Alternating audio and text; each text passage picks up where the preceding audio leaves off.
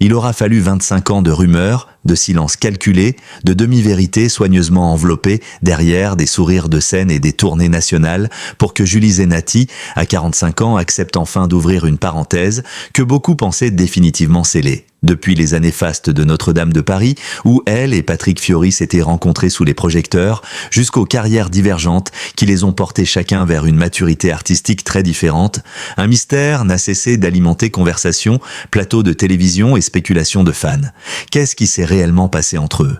Pendant longtemps, Julie s'est tue. Elle a protégé son intimité comme on protège un enfant fragile, avec ce mélange de douceur, de prudence et d'intransigeance qui la caractérise. Mais à 45 ans, après une vie d'épreuves artistiques, d'engagement personnel, de renaissance identitaire et d'introspection profonde, elle choisit de dire ce qu'elle n'avait jamais dit. Non pas pour créer un scandale, ni pour régler des comptes, mais parce que, comme elle l'a confié récemment, il arrive un âge où se taire fait plus de mal que parler. Son histoire avec Patrick Fiori n'est pas seulement une romance terminée depuis longtemps. C'est un chapitre fondateur d'une génération d'artistes révélés par la plus grande comédie musicale de son époque, mais aussi un récit de lumière, de pression, de passion et parfois de blessures invisibles. Pour comprendre ce qu'elle révèle aujourd'hui, il faut remonter au début, là où tout a commencé, sur une scène bien avant que les médias ne s'en mêlent.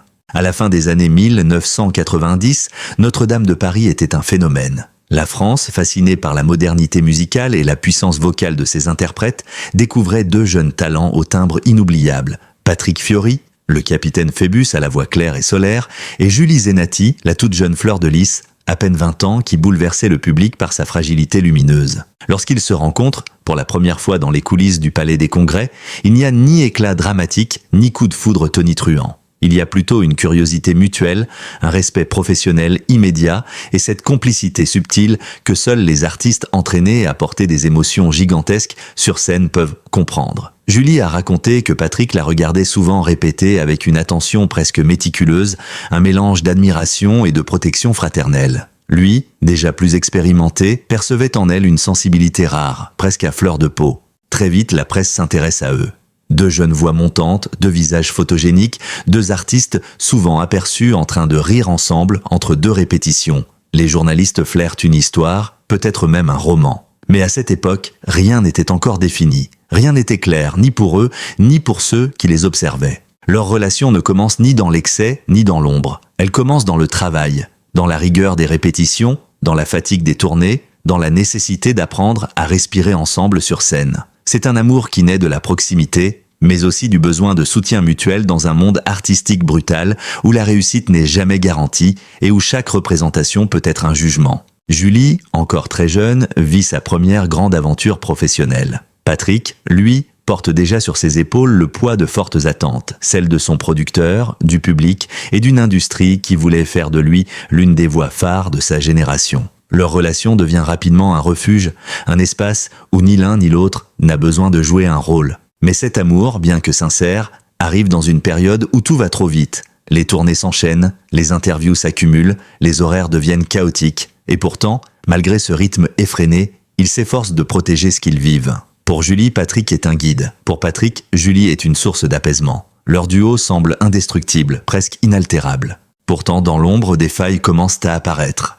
Dans un couple où les deux membres deviennent célèbres presque simultanément, il existe une pression silencieuse mais bien réelle. Les producteurs scrutent, les journalistes interprètent, les fans se passionnent. On exige des artistes qu'ils soient parfaits, performants, disponibles, amoureux mais jamais trop. On les veut humains mais contrôlés. Julie a confié qu'à cette époque, elle ressentait un poids énorme, celui d'être constamment comparée. Comparée aux autres chanteuses de la troupe, comparée aux artistes confirmés qui l'avaient précédée. Comparé même aux attentes fantasmées du public, Patrick, lui, devait faire face à un autre type de pression. Celle d'être l'étoile masculine montante de la comédie musicale, l'idole dont chaque geste était scruté. Et au milieu de tout cela, leur relation se fragilise. Non pas à cause d'un manque d'amour, mais parce que leur histoire, déjà fragile, se retrouve étouffée par tout ce qui gravitait autour d'eux. Julie explique aujourd'hui qu'elle avait besoin d'être rassurée, accompagnée, protégée. Patrick, lui, était entraîné dans une spirale d'opportunités et de responsabilités qui le dépassaient par moments. Il vivait dans deux réalités parallèles qui parfois se croisaient, parfois se heurtaient. Quand leur relation prend fin, la presse s'en empare immédiatement. Les titres fleurissent, certains injurieux, d'autres seulement invasifs. On invente des conflits, des trahisons, des revers professionnels, mais jamais aucun des deux n'a vraiment parlé. Ils se sont protégés, mutuellement et silencieusement. Pour Julie, cette rupture fut un choc. Elle l'a souvent évoquée comme une fracture émotionnelle, un passage difficile mais formateur. Pour Patrick, elle représentait un moment où il devait choisir entre sa vie privée et une carrière en pleine ascension, déjà trop exigeante. Pendant des années, les deux artistes avancent chacun de leur côté. Ils construisent leur carrière, leur vie personnelle, leur famille. Ils se recroisent parfois, toujours avec respect, toujours avec cette pudeur qui les caractérise. Mais aucun mot n'est prononcé publiquement. Jusqu'à aujourd'hui. Pourquoi maintenant ? Pourquoi lever le voile après 25 ans ? C'est la question que tout le monde se pose. Pourquoi Julie Zenati choisit-elle de révéler des choses longtemps enfouies ? À 45 ans, elle explique avoir atteint un âge où la peur du jugement ne prime plus sur le besoin de vérité. Elle affirme que cette parole libérée n'a pas pour but de nuire, mais d'éclairer, de fermer un cercle pour en ouvrir un autre. Elle parle d'une histoire qui l'a construite, d'un amour qui l'a marquée, d'une rupture qui l'a blessée, mais aussi d'un homme qu'elle n'a jamais cherché à détruire. Car ce que Julie veut raconter aujourd'hui, ce n'est pas un scandale. C'est une vérité émotionnelle, humaine, parfois dérangeante, parfois tendre, toujours authentique. Et cette vérité-là, elle commence à peine. Pendant 25 ans, Julie Zenati avait soigneusement évité de prononcer certains mots. Elle avait laissé le passé reposer derrière une porte qu'elle croyait condamnée. Mais lorsqu'elle accepte pour la première fois d'aborder frontalement sa relation avec Patrick Fiori, ce n'est plus seulement un souvenir qu'elle exhume. C'est une vérité complexe, bouleversante, parfois inconfortable, qui met en lumière des zones d'ombre longtemps ignorées. Ce qu'elle révèle n'est pas un scandale éclatant au sens classique. Il ne s'agit ni de trahison tonitruante, ni de conflits explosifs. Ce qu'elle dévoile est plus subtil, plus intime, mais aussi plus douloureux. La véritable raison pour laquelle leur histoire n'a jamais pu survivre, et surtout, le rôle que chacun d'eux a joué dans cette rupture silencieuse qui a marqué durablement leur vie. Pour la première fois, Julie admet que sa relation avec Patrick a souffert de ce qu'elle appelle la violence douce de la célébrité. Une expression étrange, presque poétique, mais qui résume parfaitement la réalité qu'ils ont vécue. Elle décrit un quotidien où chaque geste, chaque regard, chaque mot pouvait devenir matière à interprétation. Une époque où les caméras n'étaient pas encore omniprésentes dans les téléphones, mais où les journalistes savaient parfaitement s'immiscer là où on ne les attendait pas. Elle raconte, avec une sincérité presque déchirante, comment leur couple est devenu un produit médiatique, avant même qu'eux-mêmes ne comprennent ce qu'ils vivaient. Nous n'avons jamais eu le temps d'être simplement deux jeunes gens qui s'aiment. Nous étions déjà des personnages, et quand on devient un personnage, il est difficile de rester soi-même.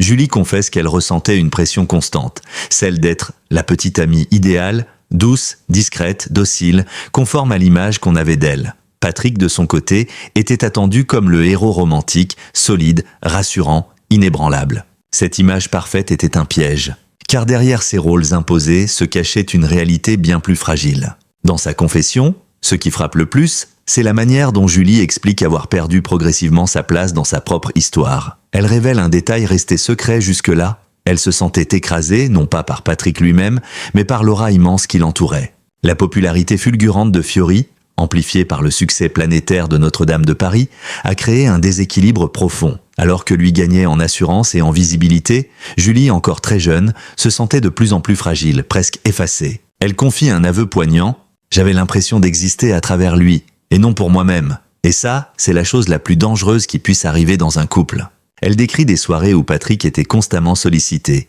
admiré, entouré, tandis qu'elle restait en retrait, impatiente qu'on la voie autrement que comme la compagne d'eux. Ce sentiment d'effacement la rongeait lentement. Pourtant, Julie ne reproche pas cette situation à Patrick. Elle insiste, il n'a jamais cherché à la diminuer, mais la dynamique autour d'eux, producteurs, médias, équipes de tournée, public, a créé un monde où la lumière n'avait pas de place pour deux. Bien que Julie ne cherche pas à le blâmer, elle révèle tout de même un aspect méconnu du comportement de Patrick pendant leur relation. Elle explique qu'il était pris dans un mouvement irrésistible, une ascension artistique qui le dépassait. Il travaillait sans relâche, enchaînait les interviews, les répétitions, les engagements professionnels. À cette époque, il devenait indispensable au paysage musical français. Un visage, une voix, un symbole. Julie admet aujourd'hui qu'il n'avait plus la disponibilité émotionnelle qu'elle attendait. Elle raconte des soirées où il rentrait épuisé, absent, mentalement ailleurs. Elle raconte aussi des conversations avortées, des projets de couple qu'il repoussait toujours, faute de temps, faute d'énergie, faute d'un espace commun pour les accueillir. Le plus bouleversant dans tout cela, Ce n'est pas l'attitude de Patrick, mais la lucidité de Julie. Il était en train de devenir Patrick Fiori, et moi, je n'étais pas prête à disparaître dans son sillage. Elle évoque même un moment clé, resté totalement secret jusqu'à aujourd'hui, où elle a compris que leur histoire était en train de lui échapper. Un soir, après une représentation particulièrement intense, Julie raconte qu'elle a vu Patrick entouré de fans, de journalistes, de membres de l'équipe, tous fascinés par lui. Elle l'a regardé pendant plusieurs minutes, silencieuse, immobile. Et c'est à cet instant, dit-elle, qu'elle a ressenti quelque chose qu'elle n'aurait jamais cru possible, un mélange d'admiration et de profonde solitude. J'ai compris que je ne pourrais pas le suivre là où il allait. Pas parce qu'il ne m'aimait pas, mais parce qu'il appartenait désormais à quelque chose de plus grand que nous. Ce moment, elle l'a gardé pour elle. Elle ne l'a jamais avoué à Patrick, elle ne l'a même jamais évoqué publiquement, jusqu'à aujourd'hui. Selon elle, ce fut le début de la fin. Contrairement aux rumeurs qui circulaient à l'époque, Julie révèle que la rupture n'a pas été causée par une dispute ou un événement précis. Il n'y a pas eu d'infidélité, pas de trahison brutale. Ce qu'elle dit est bien plus subtil et plus poignant. Elle avoue qu'elle a cessé de parler. Elle a commencé à se refermer, à se taire, à ne plus exprimer ses angoisses, dans la peur de peser sur les épaules déjà surchargées de Patrick. Elle pensait qu'il ne comprendrait pas. Elle pensait même qu'il n'avait plus besoin d'elle. Pour la première fois, elle l'admet, « J'ai fui. Je n'ai pas su me battre pour nous. Je me suis effacée avant même que lui s'éloigne. » Ce n'est donc pas Patrick qui aurait abandonné Julie. C'est Julie qui, rongée par le doute et par un profond sentiment d'infériorité, s'est retirée en silence. La révélation est choquante, car elle renverse totalement la version implicite que le public avait imaginée pendant des années. Dans cet aveu bouleversant, Julie partage une réflexion lucide et déchirante. Si elle avait parlé, si elle avait exprimé ce qu'elle ressentait, peut-être que tout aurait été différent. Elle explique que Patrick était loyal, profondément attaché, sincère dans sa relation, mais qu'elle, par peur d'être un fardeau, a préféré s'effacer. Elle qualifie aujourd'hui cette attitude de « malentendu affectif tragique ». Un malentendu où, lui croyait qu'elle voulait de l'indépendance, elle croyait qu'il n'avait plus besoin d'elle, et aucun des deux n'a essayé de clarifier les choses. Le résultat, un éloignement progressif, silencieux, inévitable. La vérité choquante qu'elle révèle, elle n'a jamais vraiment guéri. Mais le point le plus bouleversant de cette confession, celui que les fans n'auraient jamais imaginé, arrive à la fin de son témoignage. Julie admet que cette rupture l'a longtemps hantée, qu'elle a mis des années à comprendre ce qui s'était joué, qu'elle a longtemps porté une culpabilité immense. « Je n'ai jamais vraiment guéri de cette histoire. Elle m'a façonné et blessé. » Elle révèle même que certaines de ses chansons les plus intimes ont été écrites en pensant à Patrick sans jamais l'avouer publiquement. Elle dit que son timbre fragile vient en partie de cette blessure originelle, de ce premier amour qui s'est terminé sans éclat mais avec un vide immense. Ce n'est pas un scandale médiatique. C'est un aveu brut, humain, extrêmement rare pour une artiste aussi pudique. Et c'est aussi ce qui rend cette révélation si puissante. La révélation de Julie Zenati n'a pas seulement rouvert un chapitre intime longtemps enfoui. Elle a créé un séisme silencieux, un mouvement de fond où se mêlent nostalgie, lucidité, regret, mais aussi gratitude. Car ce que Julie dévoile aujourd'hui n'est pas une critique de Patrick Fiori, ni un règlement de compte tardif. C'est un récit profondément humain, celui d'une femme qui revisite son passé avec une maturité nouvelle, éclairée par 25 ans d'expérience, de souffrance et de renaissance artistique. Julie explore ce qui est resté après l'amour, après la rupture, après le silence. Elle explique comment cette histoire a influencé sa vie d'artiste, de femme, de mère. Et surtout, elle révèle ce qu'elle ressent véritablement pour Patrick aujourd'hui. Un aveu que personne n'attendait et qui donne à son récit une dimension émotionnelle inattendue. Julie l'admet dans une confession presque douloureuse.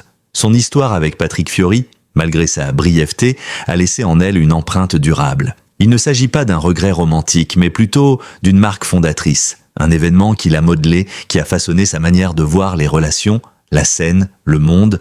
Elle dit que pendant des années, elle a essayé d'enterrer cette période. Non pas par honte, mais par protection. Elle voulait avancer, se reconstruire artistiquement, trouver sa propre voix, sa propre identité. Pourtant, chaque fois qu'elle montait sur scène, chaque fois qu'elle se confrontait à son propre trac, elle ressentait quelque chose de familier, un écho lointain qui lui rappelait ses débuts. Et donc Patrick. On n'oublie jamais vraiment la personne qui nous a accompagnés quand on a appris à exister sous les projecteurs. Julie parle de lui comme d'un repère, d'un phare qui a illuminé ses premiers pas dans un monde dévorant. Elle insiste toutefois, ce n'est pas l'amour qui persiste mais la trace, une trace indélébile. L'un des moments les plus surprenants de son témoignage survient lorsqu'elle confie avoir gardé un secret pendant des décennies. Un secret qui explique en grande partie sa difficulté à tourner la page. Julie révèle qu'après leur rupture, elle a longtemps conservé plusieurs lettres que Patrick lui avait écrites durant leur tournée. Des lettres que personne n'a jamais vues. Mais le plus bouleversant, c'est qu'elle explique pourquoi elle les a gardées. Je n'arrivais pas à les jeter parce qu'elles témoignaient d'un amour pur, sincère, loin de tout ce que nous vivions autour de nous. Elles étaient de la preuve que nous avions existé, réellement. Ces lettres étaient un refuge, un rappel d'un temps où tout semblait possible. Mais elles étaient aussi un fardeau. Julie admet qu'il lui a fallu presque 15 ans pour s'en séparer définitivement. Non pas dans un geste symbolique déchirant, mais dans un acte calme et réfléchi, le jour où elle s'est sentie enfin prête à vivre sans elle. Après la rupture, Julie a traversé ce qu'elle décrit comme une zone grise, une période où elle doutait de son talent, de sa place dans l'industrie, de son avenir. Elle raconte que plusieurs de ses chansons sont nées d'un mélange de vulnérabilité et de renaissance. Elle a dû apprendre à chanter pour elle-même, et non pour l'image qu'on attendait d'elle. Elle explique que cette quête identitaire aurait été impossible si elle était restée avec Patrick. J'avais besoin de me perdre pour me retrouver. Et je ne pouvais pas faire ce chemin-là à deux. Cette phrase résume à elle seule la profondeur de son évolution. Julie décrit comment elle a appris à s'affirmer, à dire non, à poser des limites. Elle se souvient d'un moment précis, plusieurs années après la séparation, où elle a réalisé qu'elle était enfin devenue l'artiste qu'elle avait toujours voulu être. Une femme qui chante ce qu'elle ressent réellement et non ce qu'on attend d'elle. Lorsque Julie et Patrick se séparent, le public réagit avec intensité. Les fans projettent des histoires, inventent des raisons, prennent parti, créent des narratifs qui n'ont rien à voir avec la réalité. Julie avoue que cela l'a blessée. Elle dit avoir été profondément marquée par l'idée que certaines personnes la voyaient comme la petite amie abandonnée ou la jeune femme fragile incapable de suivre le rythme. Elle affirme que cette image lui collait à la peau, qu'elle avait l'impression qu'on lui refusait le droit d'avoir un destin indépendant. C'est pour cela que ces révélations d'aujourd'hui sont importantes. Elles permettent de rétablir la complexité de leur histoire, une complexité souvent écrasée par la simplification médiatique. Et Patrick dans tout cela ? Le regard qu'elle porte aujourd'hui sur lui, c'est la partie la plus émouvante et la plus inattendue de son témoignage. Julie révèle qu'elle n'a aucune amertume à l'égard de Patrick, aucun reproche, aucun regret amer. Elle dit même ressentir une forme de gratitude envers lui. Patrick a été un chapitre essentiel de ma vie.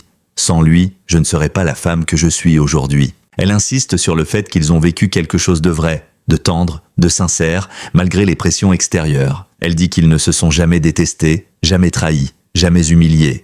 Elle révèle même que lorsqu'ils se croisent aujourd'hui, il existe entre eux une complicité douce, un respect intact, presque une amitié silencieuse faite de souvenirs partagés. Voici la révélation la plus inattendue du chapitre. Julie avoue qu'elle admire encore certaines qualités de Patrick, des qualités qu'elle n'a jamais retrouvées ailleurs. Elle cite sa loyauté, sa générosité envers ses équipes, son engagement artistique total, sa capacité à rassurer ceux qui doutent, et surtout de sa gentillesse naturelle. Elle explique que ces qualités sont rares, précieuses, et qu'elles font de lui un artiste profondément humain. À la fin de sa confession, Julie lâche la phrase la plus émotionnelle de tout son témoignage, celle qui restera probablement dans l'histoire de la chanson française. Patrick n'a pas été l'homme de ma vie, mais il a été l'homme qui m'a appris à aimer, et ça, je ne l'oublierai jamais. C'est un aveu puissant, tendre, d'une maturité exceptionnelle. Ce n'est pas de la nostalgie, ni du regret, c'est une reconnaissance. Avec ces mots, Julie referme enfin le chapitre. Un chapitre qui l'a blessée, transformée, mais aussi élevée. Elle n'a plus peur du passé. Elle n'a plus peur de la vérité. Elle n'a plus peur d'aimer ce qu'elle a vécu. Et c'est cela, la véritable révélation. Lorsque Julie Zenati choisit de prendre la parole après un silence de 25 ans, ce n'est pas un simple geste médiatique, ni une tentative de revisiter les souvenirs d'un amour passé. C'est un acte profondément humain, presque thérapeutique, qui témoigne d'une maturité rare dans l'univers souvent codifié, parfois cruel, du spectacle. Sa confession, sincère, délicate et pourtant bouleversante, ne cherche pas à réécrire l'histoire, mais à lui rendre son relief, sa complexité, sa vérité. Ce qui frappe dans ces révélations, ce n'est pas le scandale, car il n'y en a pas. Ce n'est pas la rancœur, elle est absente. Ce n'est pas non plus la nostalgie, même si elle apparaît subtile dans les interstices de son récit. Ce qui frappe, c'est la lucidité. Julie regarde son passé avec un regard calme, clair, presque tendre. Elle observe cette jeune femme qu'elle a été, fragile, impressionnable, parfois perdue dans l'ombre d'un homme qu'elle admirait profondément. Elle observe aussi l'homme qu'était Patrick, sincère, ambitieux, emporté par une ascension fulgurante qu'il n'avait pas anticipée. Leurs trajectoires se sont croisées, puis séparées, sans éclat, sans heurts,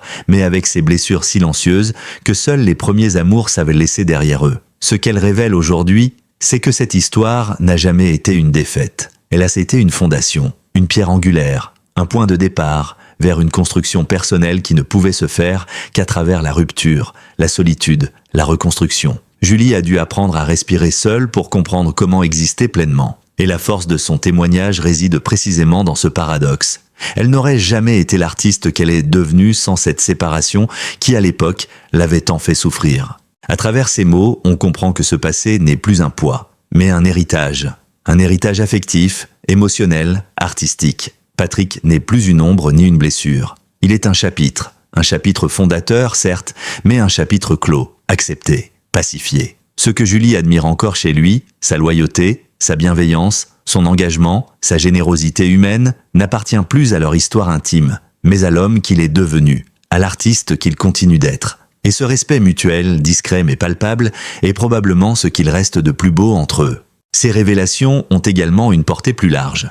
Elles rappellent à quel point la célébrité peut écraser, déformer, absorber des êtres encore en construction. Elles montrent l'envers du décor, ce monde où les projecteurs éclairent autant qu'ils brûlent. Elles témoignent du fait que, derrière les voix puissantes, derrière les costumes et les scènes immenses, il y a des êtres humains qui doutent, qui aiment, qui se trompent, qui cherchent leur place. La force de Julie Zenati aujourd'hui est d'avoir trouvé la sienne, d'avoir accepté son passé sans le transformer en fardeau, d'avoir osé raconter ce qui, longtemps, était resté étouffé sous les rumeurs, les suppositions, les fantasmes. Elle n'a pas révélé la vérité pour raviver un souvenir, mais pour l'apaiser. Elle n'a pas parlé pour pointer du doigt, mais pour fermer un chapitre dans la dignité. Et en cela, elle offre une leçon précieuse. Il n'est jamais trop tard pour dire la vérité, surtout lorsque cette vérité nous libère. Si vous avez lu cette histoire jusqu'au bout, c'est que vous faites partie de ceux qui comprennent la valeur de la vérité, de la nuance, de la sensibilité et du récit humain derrière les projecteurs. Merci, merci du fond du cœur pour votre présence, votre curiosité, votre fidélité à suivre ces récits qui plongent dans l'intimité des artistes, là où se mêlent émotion, sacrifice, lumière et fragilité. Notre objectif est simple, vous offrir des histoires vraies, touchantes, fouillées, racontées avec passion et respect. Et si vous avez apprécié ce reportage sur Julie Zenati et la vérité longtemps cachée autour de sa relation avec Patrick Fiori, alors nous vous invitons à aller encore plus loin avec nous.